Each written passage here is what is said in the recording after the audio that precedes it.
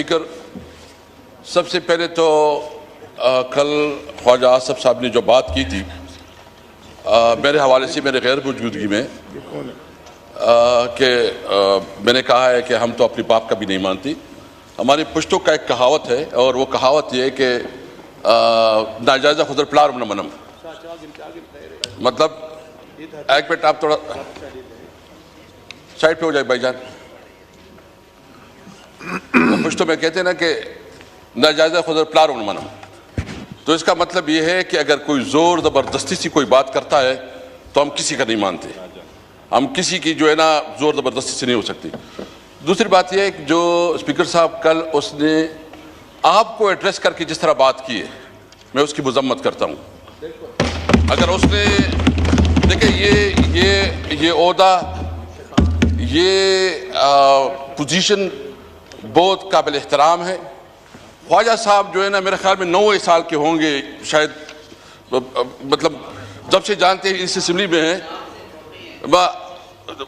मुझे बताएं अगर वो इस तरह बिहेव करता है, इसके अंदर बर्दाश्त नहीं है, तो कम से कम इसको बर्दाश्त करना चाहिए और अपने स्पीकर को इस तरह बुलाना, इस तरह बात करना जो है ना हम उसकी मजम्मत करते हैं। 80 साल बुजुर्ग है, 80 साल बुजुर्ग है, कम से कम इसको एटिकेट्स होने चाहिए, उसके कोई तरीका होना चाहिए। इस तरह के नहीं है कि वो इस तरह जो बिहेवियर करे।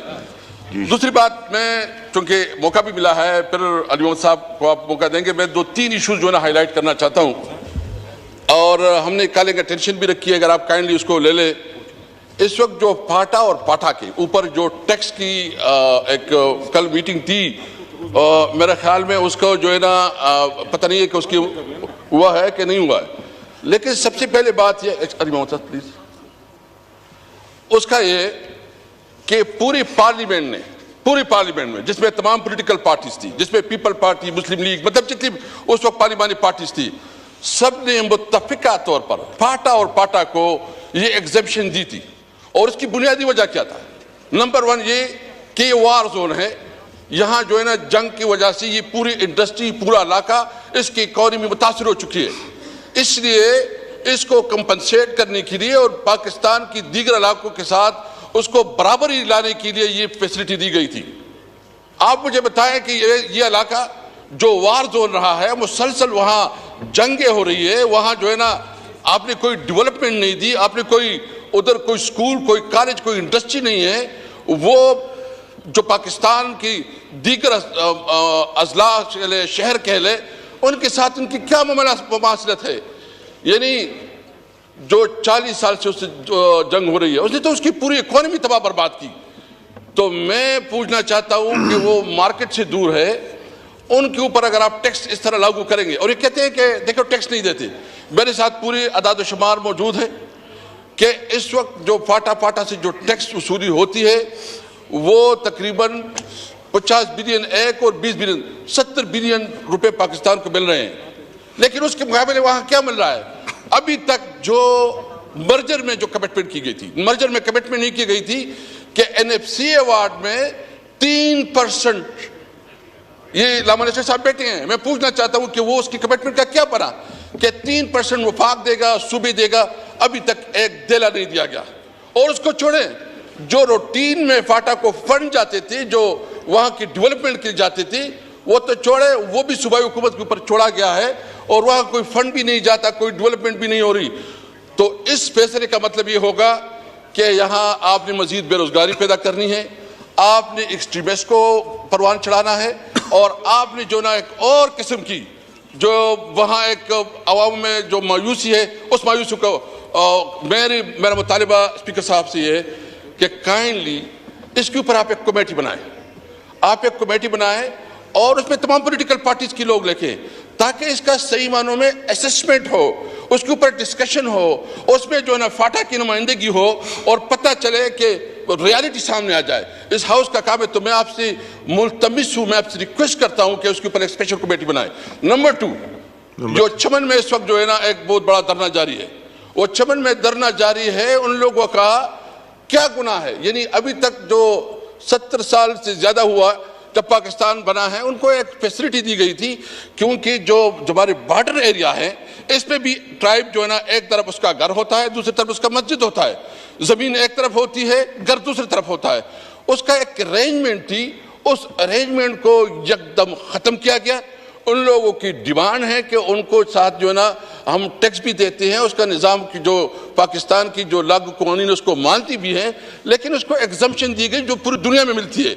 मैं मुतालबा करता हूँ कि उसके हवाले से भी स्पीकर साहब, हम जब मैं था इस पोजीशन पे तो मैंने एक स्पेशल कमेटी बनाई थी और वो स्पेशल कमेटी में हमने तमाम पार्टीज़ की नुमाइंदगी भेजी थी। इसमें हमारे साथ उस वक्त जो पंजरमान मौलाना साहब की जो पार्टी की अभी नाम भूल गया हूँ, वो मतलब सब हमने उसको लेके गए थे और उन्होंने वहाँ जायजा लिया, उसने एक रिपोर्ट पेश की और रिपोर्ट आपके सेक्रेटरीट में पड़ी होगी। तो मैं मुल्तमिस हूँ कि ये इशूज़ ऐसे कि पार्लियामेंट में उठाने चाहिए। तो मैं आपसे ये भी रिक्वेस्ट करता हूँ कि उसके ऊपर भी। तीसरी बात जो है लोड शेडिंग, 18 गेट से लोड शेडिंग हो रही है मेरे सूबे में, 18 गेट से लोड शेडिंग हो रही है और कहा जा रहा है कि यहाँ खैबर पख्तूनख्वा में चोरी हो रही है। भाई अगर कोई चोरी करता है तो उसको पकड़ो, उसके खिलाफ सूबाई हुकूमत चीफ मिनिस्टर साहब ने कहा कि आपको जितनी फोर्स चाहिए हम फोर्स देने के लिए तैयार है, लेकिन उसके बदले आप अगर इतनी बड़ी बड़ी लोड शेडिंग करेंगे तो एक तो लोग तकलीफ में हैं, मुश्किल में हैं और इसके साथ आपकी इंडस्ट्रीज भी जो है ना बहुत मुतासर हो रही है, आपका रोजगार भी मुतासर हो रहा है। भाई हम तो वैसे ही ये इलाका जो है ना मुतासर है और इस वक्त जो सूरत हाल है कश्मीर में जो हो रहा है, जो कि इस वक्त राइट्स बने हुए हैं और वहाँ जो असासी महरूमी और आजकल हो रहा है, मैं समझता हूँ कि वफाकी हुकूमत जो कश्मीर की हुकूमत है उसने उसको मिस हैंडल किया, उसको नहीं करना चाहिए था कि उसको इस तरह उसको मिस हैंडल। जो कल जो उसकी लोग जो है ना मरे हैं, जो शहीद हुए हैं, मैं उसके बारे में ये कहता हूँ कि उनको जो है ना कंपनसेट करना चाहिए, उनके साथ प्रॉपर मुज़ाकरात करना चाहिए और हुकूमत को हर मुमकिन तरीके से जो है उसकी जो इश्यूज़ है उसको एड्रेस करनी चाहिए। इस तरह अगर आप फाटा में कल आज जो है ना पूरा हड़ताल है, मलकन डिवीज़न में आज पूरा हड़ताल हो रहा है और उस हड़ताल का बुनियादी मकसद ये है कि आपने हमें दिया क्या है, आप हमसे ले रहे हैं। हमारा सूबा जो कि हर लिहाज से रेवेन्यू के लिहाज से जो है ना इस मुल्क को सब कुछ दे रहा है, लेकिन उसके मुताबिक कुछ नहीं मिल रहा।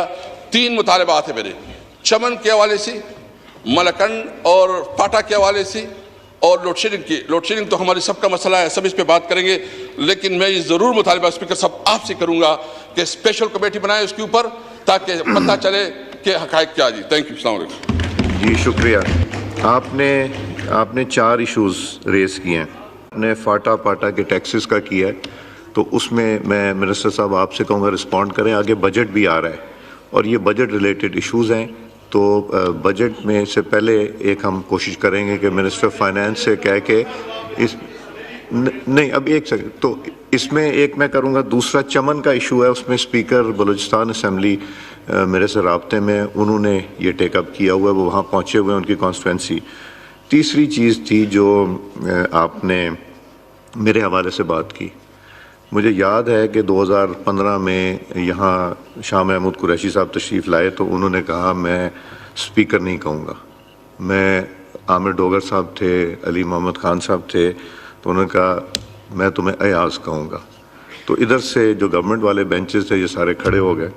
मैंने उनसे ये कहा कि ये मेरे दरमियान और एक मेंबर के दरमियान है, तो ये मेरे और उस मेंबर के दरमियान रहने दें, आप लोग इसमें मत इंटरफेयर करें। और जो ख्वाजा आसिफ साहब ने कहा वो मेरे और उनके दरमियान है। मैं ये कोशिश करूँगा कि अपना मेरी बात सुन लें, मेरी बात, मैं ये कोशिश करूँगा कि मेरा रवैया वही रहे जो मेरा रहना चाहिए आप दोनों की तरफ। मेरे लिए आप दोनों की वही वैल्यू है जो कि एक मेंबर की गवर्नमेंट वाले और अपोजिशन के होते हैं, मेरे लिए तो वही वैल्यू है। और अगर मैं ये बैलेंस रख के चलूँगा तो फिर ये हाउस बेहतर तरीके से चल सकेगा और इंशाल्लाह मैं ये बैलेंस रख के करूँगा। जी मिनिस्टर फॉर पार्लियामेंट्री अफेयर्स, ये जो इन्होंने पॉइंट्स रेस किए थे, चमन